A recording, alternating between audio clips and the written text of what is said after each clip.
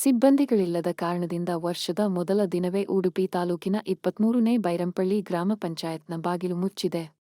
December 19ರ ಗುರುವಾರ ಗ್ರಾಮ ಪಂಚಾಯತ್ ಸಿಬ್ಬಂದಿಗಳು ಕಚೇರಿಯಲ್ಲಿ ಕೆಲಸದ ಒತ್ತಡ, ಮಾನಸಿಕ ಕಿರುಕುಳದಿಂದ ಕಾರ್ಯನಿರ್ವಹಿಸಲು ಸಂಕಷ್ಟವಾಗುತ್ತಿದ್ದು, ಆರೋಗ್ಯದ ದೃಷ್ಟಿಯಿಂದ ರಾಜೀನಾಮೆ ನೀಡುತ್ತಿದ್ದೇವೆ ಎಂದು ಪತ್ರ ಸಲ್ಲಿಸಿದ್ದರು.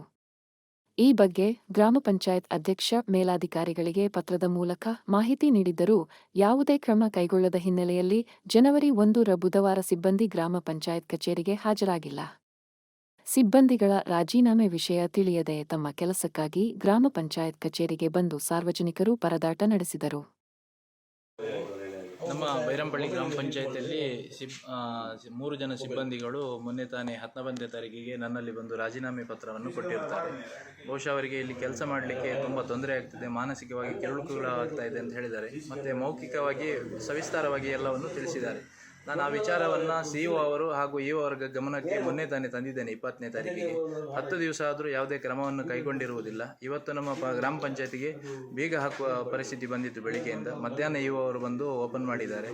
ಬಹುಶಃ ಬಹಳ ಬೇಸರದ ವಿಚಾರ ಇದು. ಜನರಿಗೆ ಒಂದು ಒಳ್ಳೆಯ ಸೇವೆಯನ್ನು ಕೊಡಬೇಕಂತ ಉದ್ದೇಶದಿಂದ ಪಂಚಾಯತ್ ಇರಬೇಕಾದ್ರೆ ಈ ರೀತಿಯ ಎಲ್ಲ ಸರ್ಕಾರಿ ವ್ಯವಸ್ಥೆಗಳು ನಮ್ಮಲ್ಲಿ ಇದ್ದರೂ ಕೂಡ ಆಡಳಿತ ಮಂಡಳಿ ಒಂದು ಉತ್ತಮ ಯೋಜನೆಯನ್ನು ಹಾಕಿಕೊಂಡು ಇಲ್ಲಿ ಆಡಳಿತ ನಡೆಸ್ತಾ ಇದ್ದರೂ ಕೂಡ ಅಧಿಕಾರಿಗಳಿಂದ ಹಾಗೂ ಒಬ್ಬ ಸದಸ್ಯನಿಂದ ಇಡೀ ಪಂಚಾಯತ್ ವ್ಯವಸ್ಥೆ ತುಂಬ ಒಂದು ಹಾಳಾಗ್ತಾ ಇದೆ ಅಂತ ಹೇಳಲಿಕ್ಕೆ ಬೇಸರ ಆಗ್ತಾ ಇದೆ.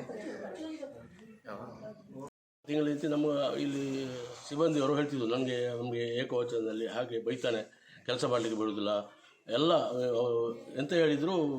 PDO ಹತ್ರ ಗಮನ ತಂದರು. ಅವರು ಏನು ಅವರ ಪರವಾಗಿ ಮಾತಾಡ್ತಿದ್ದಾರೆ. ಒಬ್ಬ ಮೆಂಬರ್ ಇದೆ ಸಂತೋಷ್ ಅಂತ, ಅವರ ಪರವಾಗಿ ಮಾತಾಡ್ತಾರೆ. ನಮಗೆ ಏನು ಸಹಕಾರ ಇಲ್ಲ, ನಮಗೆ ಕೆಲಸ ಮಾಡಲಿಕ್ಕೆ ಕಷ್ಟ ಇಲ್ಲ, ಇಲ್ಲಿ ನಮಗೆ ಕೆಲಸ ಮಾಡೋದಕ್ಕೆ ಗೌರವನೂ ಇಲ್ಲ ಅಂತ ಹೇಳ್ತಿದ್ರು. ಹಾಗೆ ಇತ್ತು.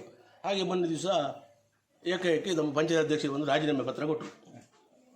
3 ಜನ ಒಟ್ಟಾಗಿ ಪತ್ರ ಕೊಟ್ಟರೆ ಅಧ್ಯಕ್ಷರು ಏನು ಮಾಡಿದರು, ಅದನ್ನು ತಾಲೂಕು ಪಂಚಾಯತ್ ಮೇಲೆ CS ಗೆ EOಗೆ ಮತ್ತು ಜಿಲ್ಲಾ ಪಂಚಾಯತ್ CS ಗೆ ಲಿಖಿತವಾಗಿ ಬರೆದು ಕೊಟ್ಟು ನಾನು ಹೋಗಿದ್ದೇನೆ.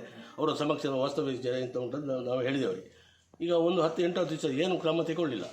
ಅದರ ನಂತರ ಪದೇ 2 ಸಲ ಫೋನ್ ಮಾಡಿ ಹೇಳಿದರು, ನಮಗೆ ಅದು ಯಾರು ಕೇಳುವವರಿಲ್ಲ, ನಮ್ಮಕ್ಕೆ ಸಮಸ್ಯೆಗೆ ಪರಿಹಾರನೇ